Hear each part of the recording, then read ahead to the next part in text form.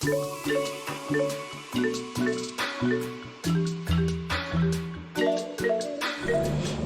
Hello guys, कैसे हैं आप? आपका फिर से स्वागत करता हूँ मैं अंशुल वाली अपने चैनल चलपुत कनाडा पे। तो गाइस, काफ़ी देर से कोई वीडियो आई नहीं थी आप सबके लिए, तो मैंने सोचा कि एक वीडियो बना दी जाए। एक्चुअली मैं बड़ा बिजी था आजकल, और वैसे भी आपको बताइए सिचुएशन कैसे चल रही है, तो सबके करके काफ़ी टाइम मेरे को और कई कामों में लग गया। तो गाइस, आज का जो टॉपिक है मैं डिस्कस करने जा रहा हूँ, आपने वैसे टाइटल में तो पढ़ लिया होगा, तो मैं उसको थोड़ा सा ब्रीफ आपको कहना चाहता हूँ कि अब मैंने सोचा था आप सबके लिए एक वीडियो बनाऊं, जैसे कि आई होप आपको ये टॉपिक जो होगा ये आपकी काफ़ी हेल्पफुल रहेगा, आप सबके लिए आपके डाउट्स क्लियर कर सकेगा। मेरे दिमाग में क्वेश्चन शुरू से ही था, काफ़ी देर हो गई थी, 4 महीने तो मैंने पुरानी वीडियो को डाले ही हो गए हैं। तो उस टाइम से मेरे दिमाग में क्वेश्चन ये चल रहा था कि सिचुएशन क्या बनेगी आज से कुछ थोड़ी देर के बाद। तो सिचुएशन के अकॉर्डिंग क्या स्टूडेंट्स इंटरनेशनल ट्रैवल करेंगे कनाडा की तरफ, या किसी और कंट्री की तरफ, या वो यहीं पे अपनी स्टडीज़ कंटिन्यू करेंगे। उनमें मैं भी आता हूँ, लेकिन मैं आजकल आपको पहले भी पिछली वीडियो में मैंने आपको बताया था कि भाई कैसे आपको एक सर्टेन डिसीजन लेना बहुत ज़रूरी है। तो इस टाइम पे मैं आपको ये बता रहा हूँ कि अब सिचुएशन कैसी चल रही है, और इस सिचुएशन में क्या इंटरनेशनल स्टूडेंट्स को इंडिया टू कनाडा ट्रैवल करके अपनी स्टडीज़ करनी चाहिए, या उनको अभी वेट करना चाहिए अपनी यहाँ पे ग्रेजुएशन की डिग्री कंप्लीट करके पीजी के लिए बाहर जाना चाहिए। तो गाइस, पहला एस्पेक्ट जो है जिसके ऊपर मैं बात करना चाहता हूँ वो ये है कि इस टाइम सिचुएशन जो चल रही है दो तरफी है। एक तरफ कोविड चल रहा है, लेकिन एक तरफ इंटरनेशनल स्टूडेंट्स बाहर जाते हैं, और कनाडा ने एक बारी भी बीच में ऐसा कुछ नहीं किया कि भी उसने इंटरनेशनल ट्रैवल को बंद किया प्रॉपर्ली। स्टूडेंट्स बीच में जाते ही रहे हैं, चाहे कोविड पीक पे था, कोविड पीक में नहीं था, ठीक है। लोगों ने वहाँ पे जाके क्वारंटीन भी किया अपने आप को 14 डेज़ के लिए। तो कुछ बेसिक जो न्यूज़ आजकल सामने आ रही है इस चीज़ से रिलेटेड के क्या अब कनाडा क्या कर रहा है, क्या डिसीजंस ले रहा है इंटरनेशनल स्टूडेंट्स को लेके। तो उन्होंने कहा था कि भी 5 जुलाई के बाद हम काफ़ी सारे अपने जो रिस्ट्रिक्शंस हैं वो उठा देंगे इंटरनेशनल स्टूडेंट्स के लिए। तो उन्होंने जो रिस्ट्रिक्शंस उठाए हैं उनमें क्या क्या रिस्ट्रिक्शंस आते हैं। फर्स्ट रिस्ट्रिक्शन जो उन्होंने उठाया वो ये है कि जो भी वैक्सीनेटेड है, फुली वैक्सीनेटेड, उन सबको कोई भी क्वारंटीन नहीं होना पड़ेगा। हाँ, उनको ज़रूर एक अराइवल पे उनका टेस्ट तो होगा ही, और अराइव कैन जो है एप्लीकेशन है उस पर भी उनको अपने आप को सारी उनकी इन्फॉर्मेशन देनी होगी कनाडा में एंटर करने से पहली चीज़ ये। दूसरी चीज़ ये है कि अब बात ऐसी थी कि भी कनाडा को कोई भी डायरेक्ट फ़्लाइट नहीं जा रही।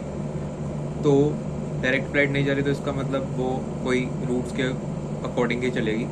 तो उन रूट्स के अकॉर्डिंग तुम्हें अपनी रिपोर्ट को पेश करना है उन सब के सामने, अपनी नेगेटिव रिपोर्ट को पेश करना है, कनाडा को भी शो करनी है, और जो कंट्री से तुम वाया ट्रैवल कर रहे हो वो भी तुम्हें उनको भी दिखाना है। तो पहले तो ये चीज़ें हो गई। उसके बाद अब कंसेप्ट ऐसा है कि अब हम बात तो ये तो होगी न्यूज़ जो चल रही है। अब बात ऐसी है कि भी क्या इंटरनेशनल स्टूडेंट्स ट्रैवल करें कि नहीं। एक तरफ कनाडा कह रहे हैं कि many international students are getting PR, और बहुत ही सारे ऐसे स्टूडेंट्स जिनके जो सीआरएस पॉइंट्स है वो कंप्लीट नहीं हो रहे थे एक्सप्रेस एंट्री के, वो भी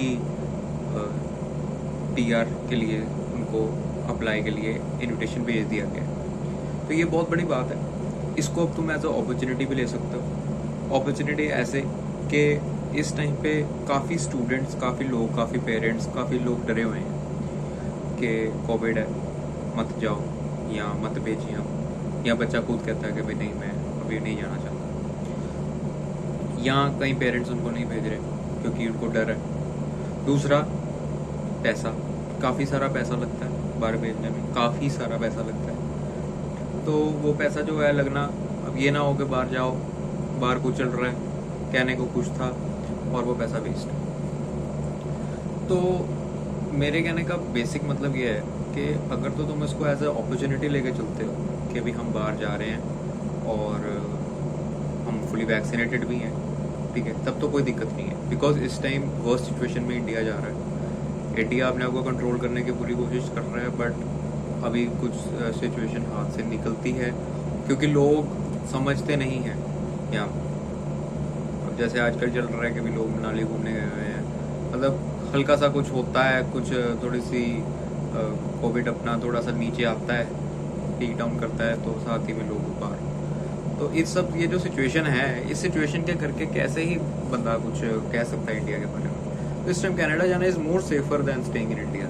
तो सच्चाई तो यही है। पहली बात तो ये हो गई कि भाई कनाडा के बीच में इस टाइम जाना आपके लिए बेनिफिशियल भी हो सकता है, और इसको मैं 50% यही कहूँगा कि वो बेनिफिशियल ही होगा, बट फिर भी 50% रिस्क रहता है, क्योंकि समटाइम सिचुएशंस में बहुत फ़र्क होता है प्रैक्टिकल सिचुएशन में, और जो मैं बोल रहा हूँ या कोई भी बोलता है उनकी सिचुएशन में बहुत फ़र्क होता है। और दूसरी बात, हमेशा इस चीज़ को ध्यान रखें, हर एक स्टूडेंट को मैं बोल रहा हूँ, हर एक स्टूडेंट जो कन्फ्यूज्ड है, हर किसी को जिसको लगता है कि वो परेशान हो जाएगा और वो परेशान हो रहा है या उसको समझ नहीं लग रहा कि उसको डिसीजन कैसे लेना चाहिए, कि कभी भी इमिग्रेशन कंसल्टेंट्स के ऊपर इतना रिलाय मत करो। वो सिर्फ पैसा बनाते हैं, खास करके इंडिया में। कंसल्टेंट्स को फ़र्क नहीं पड़ता कि अभी आप किस तरीके से पैसा इकट्ठा करके बाहर जा रहे हैं, या आपकी क्या मजबूरी है, या आपको क्या आपके नीड्स और क्या आपके सपने हैं, क्या ड्रीम्स हैं जो आप फॉलो करना चाहते हैं बाहर जाके। उनको सिर्फ मतलब अपने पैसे से, ठीक है। तो उन पर तो रिलाय करना औखे शब्दों में सिर्फ यही होगा कि बहुत बड़ी बेवकूफ़ी है। उन पर रिलाय बिल्कुल मत कीजिए। इंटरनेट की दुनिया, आजकल का टाइम इंटरनेट का है, सबको फ़ोन यूज़ करने आते हैं, सबके पास लैपटॉप है, सबके पास कंप्यूटर है। जिनके पास नहीं है उनके लिए हम जैसे लोग वीडियो बना रहे हैं, ठीक है। सबको प्रॉपर एक जो रेलिवेंट इन्फॉर्मेशन है, जो मस्ट नीडिड है हर एक लेमैन के लिए, जिसको पता होना चाहिए कि भी अगर वो बंदा कहीं जा रहा है, बाहर जा रहा है, या कुछ स्टेप उसने उठाना है, तो उसको पता हो कि वो किस कंटेक्स्ट में स्टेप उठा रहा है और क्या उसका स्टेप ठीक है कि नहीं ठीक है। क्योंकि हम हर एस्पेक्ट को इस चैनल पे आपके सामने लेके आ रहे हैं। तो मेन मैंने ये बात यही थी मेरी कि भी स्टूडेंट्स इस टाइम बाहर जाएंगे ना नहीं, तो स्टूडेंट्स के ऊपर डिपेंड तो करता ही है, हर किसी की अपनी एक सोच है। तो मेरे अकॉर्डिंग अगर तो आप रिस्क टेक कर सकते हैं, रिस्क उठा सकते हैं, और आपके पेरेंट्स आपके हक में है, तो इस टाइम सिचुएशन थोड़ी सेटल डाउन है, ठीक है। आप जनवरी इनटेक अपने लिए अप्लाई कर दें। अगर आप जनवरी इनटेक अप्लाई कर लेते हैं तो आई होप कि जनवरी इनटेक देखना आप कनाडा में होंगे। एंड ऑफलाइन क्लासेस भी शायद कनाडा शुरू कर रहा है जल्दी। तो पहली बात तो ये हो गया है एक्सपेक्ट जिनके लिए जो बाहर जाना चाहते हैं। और दूसरा, जो नहीं जा रहे जिनके पेरेंट्स नहीं अलाउ कर रहे, या कोविड के काफ़ी फाइनेंशियल क्राइसिस आ गया घर में, या उनके खुद में थोड़ी दिमाग में टेंशन है कि हम जाएंगे ना जाए, उनके लिए एक और चीज़ मैं बोलना चाहता हूँ कि पैनिक मत होइए, परेशान भी मत होइए। कोई बहुत बड़ी बात नहीं हुई, तुम यहाँ घर में बैठे हो, अपने देश में बैठे हो, जब तक अपने देश में हो तब तक उसका फ़ायदा उठाओ, और अपने देश को भी फ़ायदा दो, और पढ़ाई करो जितनी यहाँ पे कर सकते हो। ग्रेजुएशन थी एटलीस्ट तुम यहाँ पे कंप्लीट कर सकते हो, तो ग्रेजुएशन यहाँ पे कंप्लीट कर लो। अगर तुम बिजनेस की स्टडीज़ में हो, या आप नॉन मेडिकल की कुछ स्टडीज़ आपने 12th में की हुई है, तो आप कुछ भी डिप्लोमाज या डिग्रीज मतलब यहाँ पे अप्लाई कर दीजिए, स्टार्ट कीजिए। अगर उनके दौरान बीच में कोई सेटल डाउन होता है, कुछ आपके पास फाइनेंस इकट्ठे हो पाते हैं, तो आप अपना उसी टाइम अप्लाई कर दीजिए। पैनिक क्रिएट मत कीजिए, और पैनिक क्रिएट करते करते चीज़ का इंतज़ार भी मत कीजिए कि तुम फ्री बैठे हो घर में, तुम्हारी स्टडीज़ में गैप पड़ रहा है, ठीक है, और तुम बाहर के लिए अप्लाई भी नहीं कर रहे, एंड तुम चाहे घर की हेल्प कर रहे हो, या तुम अपने फादर का या ऑफिस में काम कर रहे हो, या जो भी तुम कर रहे हो, लेकिन तुम्हारी स्टडीज़ में गैप नहीं पड़ रही, कहीं पे अप्लाई ज़रूर कर दीजिए। अगर तुम अप्लाई कर दोगे तो तुम्हारे दिमाग से ये टेंशन निकल जाएगी कि भी हमारा कोई गैप ही करनी पड़ेगा, हमारा कोई साल बर्बाद नहीं होगा। तो साल बर्बाद का मतलब यही नहीं है कि मैं सिर्फ ये कह रहा हूँ कि बड़ी ये तो जी बड़ा ही वही चीज़ें पुरानी ज़माने वाली कि भाई डिग्री के बिना तो कुछ भी नहीं है। मेरे कहने का मतलब क्या है कि तुम्हारा साल बर्बाद ना हो, क्योंकि कनाडा ने बाद में नहीं देखना, कनाडा ने बाद में पूछना है, और तुम फिर उन कंसल्टेंट्स के पास जाओगे जो कंसल्टेंट्स तुम्हें कहते हैं कि भाई फ्री आइलेट्स के बीच में तुम कर लो जी, आइलेट्स के बिना चले जाओ जी बाहर। ये जो नॉनसेंस है, ये तुम्हें बिल्कुल भी इस चीज़ के बीच में साथ नहीं देना चाहिए, और ना ही ऐसे कंसल्टेंट को तो बंद ही कर देना चाहिए, ठीक है। लेकिन सरकार इस चीज़ के लिए कोई स्टेप नहीं उठा रही, तो क्योंकि और भी बड़े क्राइसिस देश में चल रहे हैं, लेकिन ये भी बहुत बड़ा क्राइसिस है, ये भी बहुत परेशानी क्रिएट करता है। रोज़ ही न्यूज़पेपर में कुछ ना कुछ होता है इस चीज़ से रिलेटेड, कभी कोई कंसल्टेंट था उसने इतने पैसे ले लिया भाग। सो इस चीज़ से बचने के लिए अपने दिमाग का इस्तेमाल कीजिए, टेंशन मत क्रिएट कीजिए अपने आप में, अपने घर वालों के लिए। आपने इस चीज़ को समझिए कि जो तुम कर रहे हो, जो तुम सोच रहे हो वो बिल्कुल ठीक है। तुम अगर यहाँ पे बैठे भी हो तो कोई बात नहीं, 2-3 साल की कहानी है। कोविड का आया है तो जो चीज़ चलती है वो ख़त्म भी ज़रूर होती है और कुछ ना कुछ बढ़िया ही लेके आएगी। तो ऐसे कुछ और वीडियोस मैं अपने चैनल पे और लेके आने लगा हूँ, कुछ सीरीज़ ऑफ वीडियोस मैं चलाऊँगा इस बार, ताकि तुम्हें सब कुछ पता लग सके। कुछ रेलिवेंट इन्फॉर्मेशंस हैं, कुछ न्यूज़ हैं जो बड़ी इंपॉर्टेंट है आप सबके लिए, तो उन सबको मैं बताना चाहता हूँ। तो बस चैनल पे बने रहिएगा और वीडियोस को देखते रहिएगा, मेरे को सपोर्ट करते रहिएगा।